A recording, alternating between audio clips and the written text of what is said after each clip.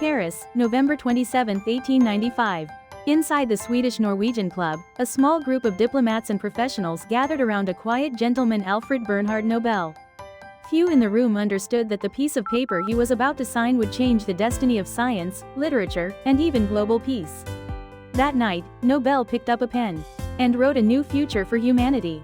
A future called the Nobel Prize. Alfred Nobel was not the stereotype of a cold industrialist. He was a poet, a chemist, an inventor, and a man constantly wrestling with his own legacy. His invention, dynamite, made him enormously wealthy, but at a terrible cost. It revolutionized construction and mining, yet it also became a weapon in wars he never intended to influence. Then came the newspaper article that shook him to his soul. Due to the accidental death of his brother, a French newspaper mistakenly published an obituary titled, "The Merchant of Death is Dead." They wrote that Alfred Nobel had become rich by finding ways to kill more people faster than ever before. It was a cruel misunderstanding, but it showed Nobel how history might remember him, and he hated it. So Nobel made a secret decision. If society believed he profited from destruction, then he would invest his fortune in the opposite.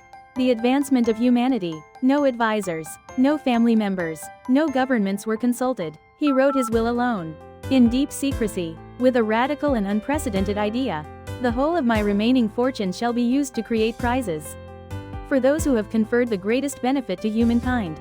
5 fields: physics, chemistry, physiology or medicine, literature, and peace. No other document from a private individual had ever attempted such a global mission.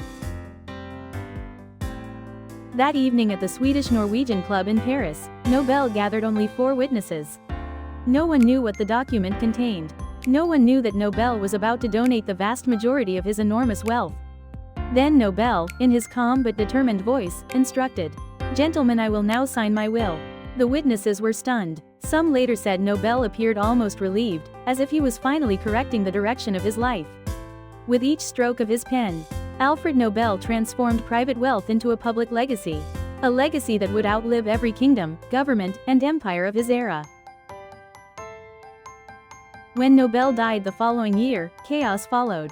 His family was outraged. They expected to inherit his fortune, not watch it flow into an international prize fund. Governments protested. Bankers hesitated. Some academies refused involvement. The will was so ambiguous and revolutionary that it took 5 long years of negotiations before the first Nobel Prizes could finally be awarded in 1901. But Nobel's instructions were clear enough, and the world ultimately honored the wish of a man who wanted to rewrite his own legacy. Today, the Nobel Prize is the most prestigious award on Earth. It honors discoveries that reshape civilizations, writers who change how humanity thinks, and peacemakers who dare to imagine a better world. From Einstein, to Marie Curie, to Martin Luther King Jr., to Malala, their names echo because one man chose to sign a single piece of paper. A signature that turned guilt into hope, wealth into progress, and a troubled inventor into one of history's greatest benefactors. On November 27, 1895, Alfred Nobel didn't just sign a will. He signed a promise to leave the world kinder, smarter, and more peaceful than he found it. And more than a century later, that promise still delivers, because sometimes, one signature can change everything.